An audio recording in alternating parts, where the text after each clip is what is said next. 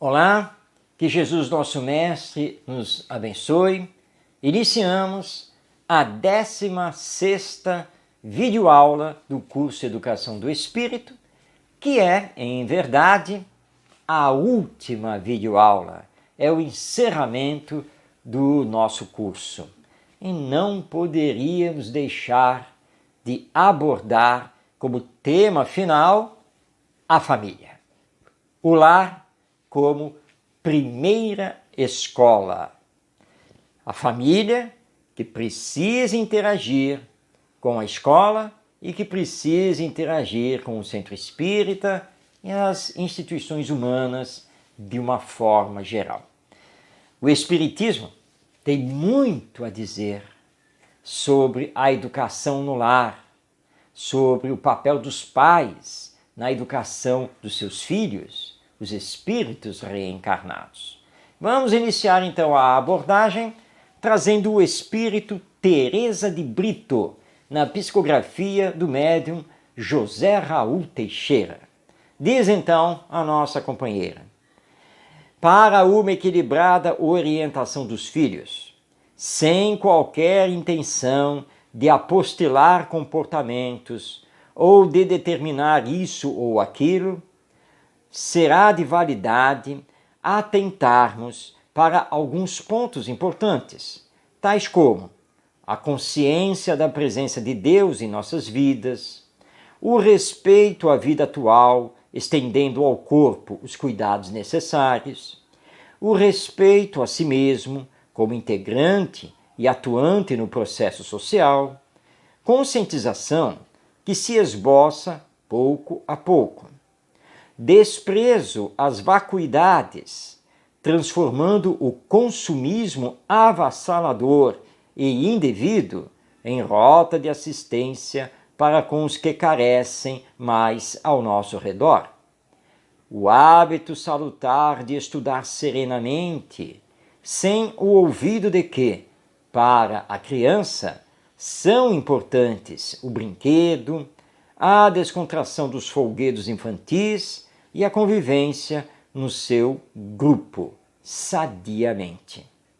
Amemos as nossas crianças, impondo-nos regime de progresso geral, a fim de que melhor possamos orientá-las, para que cumpram os seus deveres na terra, rumando como espírito imortal para os seus destinos de luz.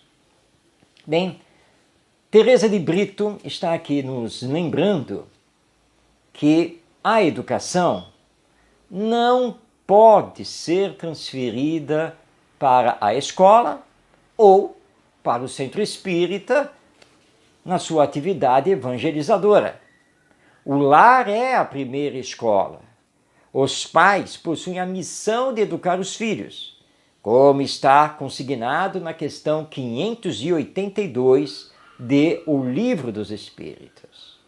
A escola deve ser uma grande família, como já preconizava Pestalozzi, mas não com o objetivo de substituir a família, de substituir o lar. Os pais têm um comprometimento muito grande com a educação dos filhos, preparando-os para a vida social, trabalhando com eles os princípios do Evangelho, da imortalidade da alma e da ligação que temos com Deus, nosso Pai. Tudo isso deve ser feito no lar continuamente. A escola deve dar continuidade a esse trabalho, interagindo com a família. É isso que os pais devem então compreender. Então, quando ouvimos um pai dizer assim: bem, já está na hora de começar a educação do meu filho, está na hora de matriculá-lo na escola, esse pai está equivocado e já perdeu muito tempo. A educação começa desde antes do berço, quando se descobre a concepção, porque o espírito já está ligado com a mãe, com o seu pai e com a sua futura família. E ele recebe as influências, os pensamentos, os carinhos que começam a ser dados a ele através da geração do corpo. Então, educação, à luz do Espiritismo, começa muito antes do chamado período escolar por lei. Mas vamos passar agora a palavra à professora, pedagoga e escritora Heloísa Pires. Ela nos diz: a função da família espírita é desenvolver em casa, sob as claridades do Evangelho, todas as boas qualidades da criança, as quais, após, serão postas em prática fora dela. Uma nova humanidade surgirá sem barreiras geográficas. Uma humanidade que praticará realmente as leis de Deus. Não mais o meu, o teu, a minha família, a tua família, mas a compreensão da família espiritual, resumida num só rebanho com um só pastor. Quando o lindo bebê surge em nossa casa e começa a se desenvolver, o dever de todos os membros da família é auxiliá-lo na sua sociabilidade. E, infelizmente, o que vemos é estimular-lhe o egoísmo. Se ele faz malcriações, todos acham graça. Se bate, exige, não empresta os brinquedos, a família se encanta com a sua personalidade forte. Logo se transforma numa criatura exigente. Depois, em um adolescente difícil e, finalmente, em um adulto insuportável. De quem a culpa?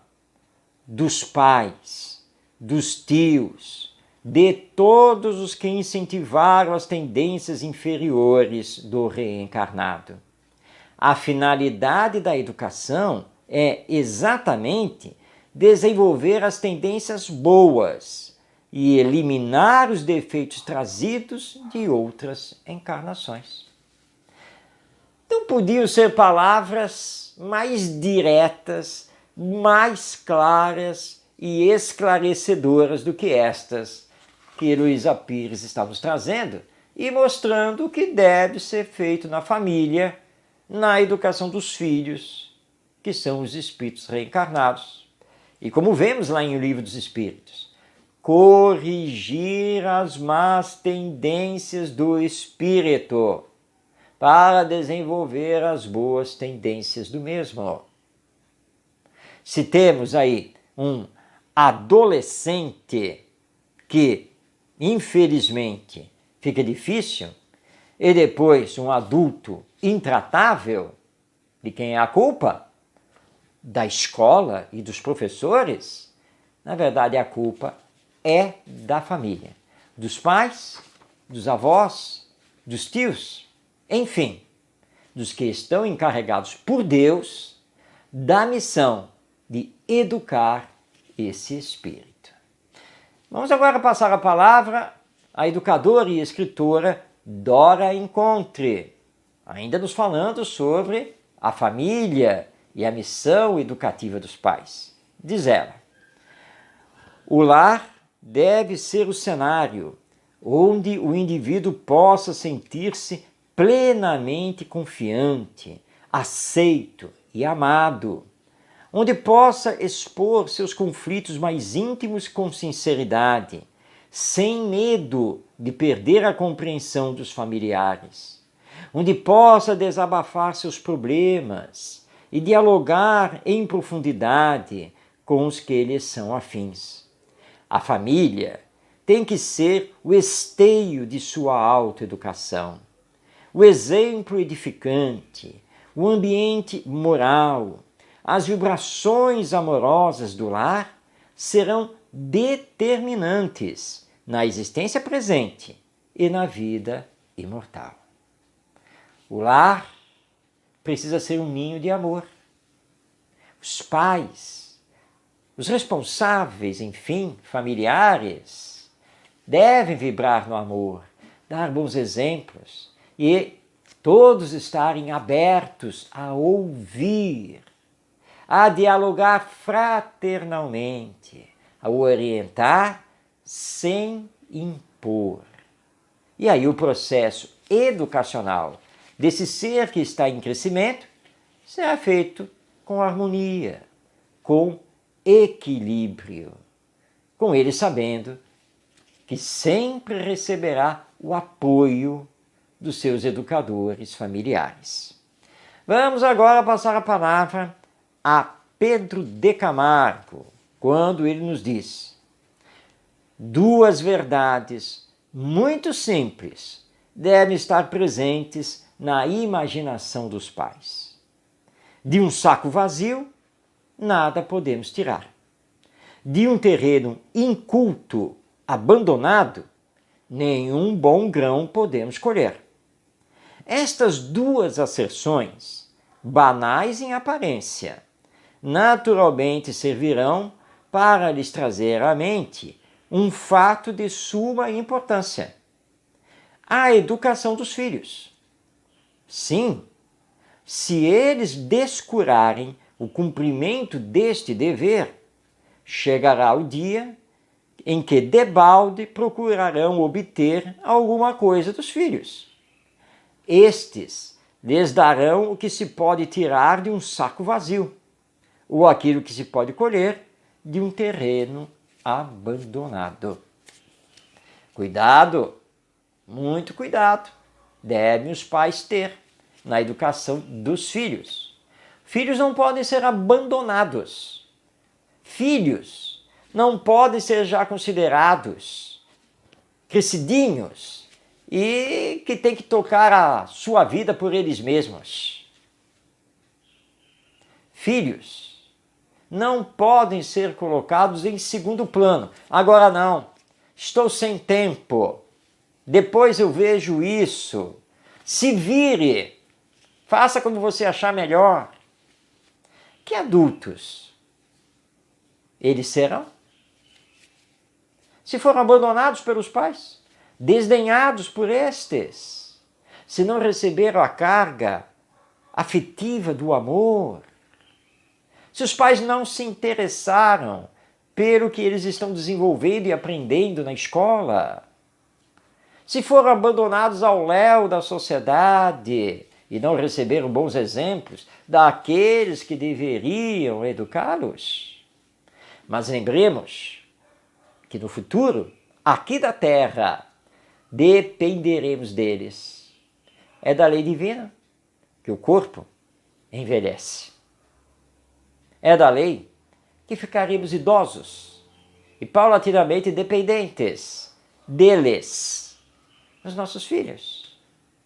Mas se deixamos que eles crescessem de qualquer maneira, se não combatemos neles o egoísmo e o orgulho, se não os levamos para a fraternidade, a solidariedade, a humanização, que esperar deles agora, que se tornaram adultos? Então, antes de nos queixarmos dos problemas da sociedade humana, lembremos que muitas vezes somos os culpados por todos os males que estamos vivendo nessa mesma sociedade. Vamos agora nas nossas reflexões sobre a família, a missão educativa dos pais, passar a palavra ao escritor, professor José Herculano Pires. Ele nos diz: ensinar às crianças o princípio da reencarnação, o princípio da lei de causa e efeito, da presença do anjo guardião em suas vidas, da comunicabilidade dos espíritos e assim por diante, é um dever inalienável dos pais. Pensar que isso pode assustar as crianças e criar temores desnecessários é ignorar que as crianças já trazem consigo o germe desses conhecimentos e também que estão mais próximos do mundo espiritual do que os adultos. Descuidar da educação espírita dos filhos é negar-lhes a verdade. O maior patrimônio que os pais podem negar aos filhos é o conhecimento de uma doutrina que vai garantir-lhes a tranquilidade e a orientação certa no futuro. Os pais que temem dar educação espírita às crianças não têm uma noção exata do espiritismo e, por isso, não confiam no valor da doutrina que esposam. E que deveríamos até dizer aqui que acreditam esposar. Se o espiritismo faz bem para você, se o espiritismo é a doutrina que você segue, se o espiritismo é que orienta a sua ação no mundo, por que o espiritismo fará mal aos seus filhos? Não existe fundamentação doutrinária, pedagógica, psicológica sobre essa assertiva. Aquilo que é bom para mim, que hoje sou um adulto, obviamente será bom para as crianças. No lar espírita, os princípios do espiritismo devem ser trabalhados, conversados, dialogados normalmente. Quando da realização do evangelho no lar, não se deve afastar as crianças. Pelo contrário, deve-se adaptar essa reunião familiar para a participação delas, e sem esconder os princípios espíritas. A mesma coisa que vamos fazer na evangelização no centro espírita, respeitando a religião que porventura os pais tenham, porque sabemos que muitas crianças que frequentam o centro espírita, muitas vezes têm pais que não são espíritas. Mas se as crianças são encaminhadas ao centro espírita, é nosso dever ofertar a elas a visão espírita da vida, com todo o respeito, sem imposição. Assim, então, a família estará cumprindo o seu papel na educação dos espíritos reencarnados. Família, escola, centro espírita, pais, professores, evangelizadores, todos estamos unidos para realizar a educação do espírito imortal agora reencarnado. Não podemos esquecer disso. Acima de tudo, o Espiritismo é doutrina de educação da alma imortal. Não podemos repetir o passado. Não podemos repetir no centro espírita técnicas, metodologias, didáticas ultrapassadas. Precisamos estudar cada vez mais o Espiritismo para compreendê-lo e aplicá-lo, de fato, como deve ser aplicado, a iniciar por nós mesmos, que precisamos realizar o processo de autoeducação o tempo todo, no nosso crescimento espiritual, para servirmos de exemplo às novas gerações.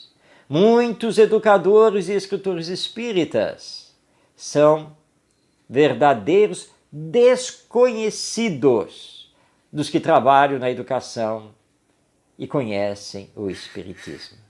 Por isso, pedimos aqui, leia, estude e veja que o Espiritismo tem por finalidade maior a transformação moral da humanidade, mas que isso somente pode acontecer através da transformação moral dos indivíduos, para que possamos encontrar a paz, a felicidade na vida imortal que nos aguarda sob as bênçãos de Deus.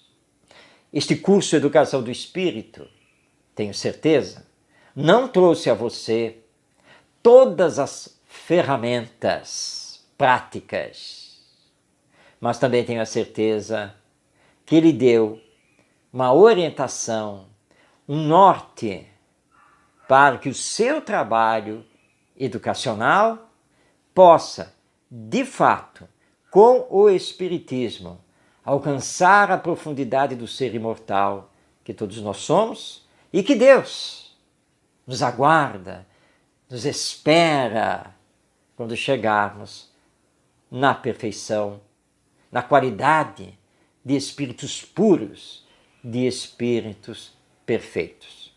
Somente a educação do espírito imortal, entendida essa educação como educação moral desse espírito, poderá levar a humanidade a se tornar uma humanidade humanizada, espiritualizada, justa e feliz. Esse é o convite do Espiritismo a você, ao seu coração e à sua mente. Eduquemo-nos para melhor educar na compreensão que a vida é imortal, a morte não existe e todos nós somos almas ou espíritos que estamos destinados, com o nosso potencial, a chegar à perfeição. E não existe outro caminho para isso que não seja a educação.